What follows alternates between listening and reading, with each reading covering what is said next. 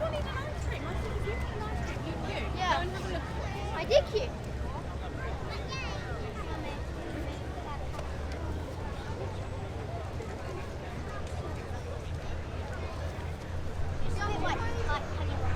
You're not having a double. Medium or a tub plate? Mummy, how much is it for that? A I'm cup having plate. I'm having a biscuit. Go on, I'm going to have a biscuit plate.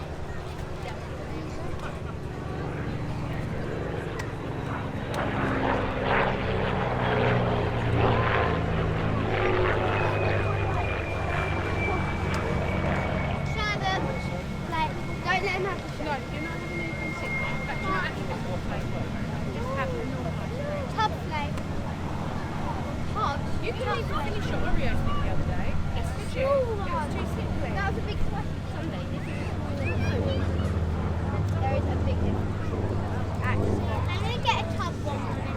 Got an Oreo. Tub plate. Yeah, tub plate. Tub plate. I'll have strawberry plate. No, you're not having a sherbet. Mummy, can I pay? Mummy, can I pay for it? Tub plate is £5. Yeah, that's fine.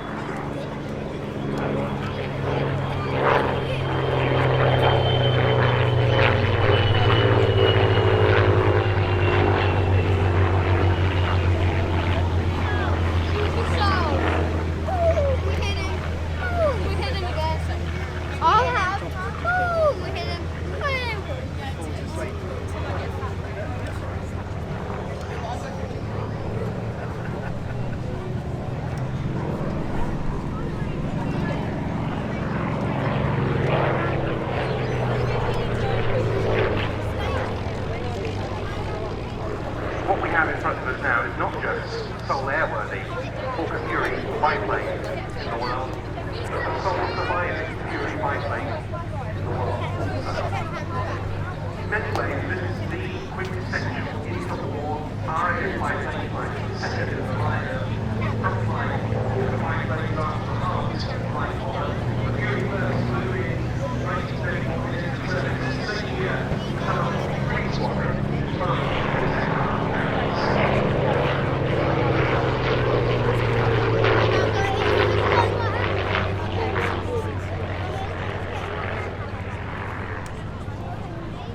grew up from a submission in 1928 from the Hawker Company for a new RAF Interceptor. Design's performance was transformed when Rolls-Royce's new V12 engine, which went on to be named the Kestrel, soon came about. This was the first RAF fighter to be able to exceed 200 miles an hour. It was very, very agile. It had splendid climb performance for interception tasks, though the corollary of that was a trade-off in terms of range.